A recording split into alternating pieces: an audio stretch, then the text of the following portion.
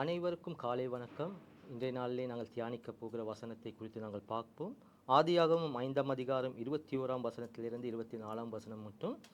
ஏனோக்கு 65 வயதான பொழுது மெத்துசாலாவை பெற்றான்.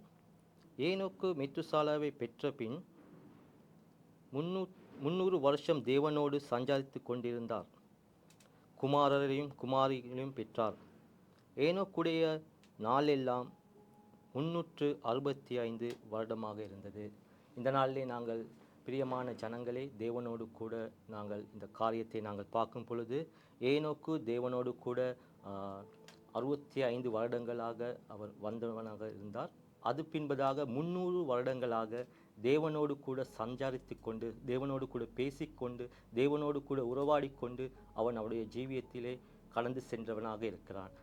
அதை மாத்திரமல்ல, தேவனிடத்திலிருந்து அவன் காணாமல் போனான் என்று நாங்கள் பார்க்கிறோம். ஆனால் அந்த வசனத்திலே தேவன் அவனை எடுத்துக்கொண்டார் என்று நாங்கள் அந்த வசனத்திலே நாங்கள் காண்கிறவர்களாக இருக்கிறோம். நானும் நீங்களும் சகோதர சகோதரிகளே, நாங்கள் புதிய மாதத்துக்காக, புதிய வருடத்துக்காக, 2025ஆம் வருடத்துக்காக நாங்கள் கடந்து செல்கிறவர்களாக நாங்கள் இருக்கிறோம். இந்த ஏனோக்குடைய முழுமையான வயது அவன் மரிக்கும் பொழுது 365 வருடங்கள் அவன் உயிரோடு கூட இருந்தான்.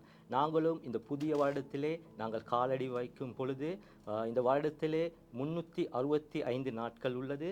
அந்த 365 நாட்களை தேவன் எங்களை எப்படியாக வழிநடத்தப் போகிறார், எப்படியாக அவரோடு கூட நாங்கள் எப்படியாக நாங்கள் சஞ்சரிக்கப் போகிறோம், அவரோடு கூட எப்படி நாங்கள் உறவாடப் போகிறோம் என்று நாங்கள் சற்று சிந்தித்து அவருடைய ஜெபத்திலே, அவருடைய விண்ணப்பம் காரியங்களிலே நாங்கள் முன்பதாக இருந்து காரியங்களை நாங்கள் செய்து கொண்டு போவோம். அதே போல் ஊழிய காரியங்களை குறித்து நாங்கள் முழுமையாக நாங்கள் முன்வந்து தேவனோடு கூட ஐக்கியப்பட்டு நாங்கள் வாழ்வோம். இந்த புதிய வருடத்திலே உங்களை இயேசுவின் நாமத்தினாலே நாங்கள் வாழ்த்துகிறோம்.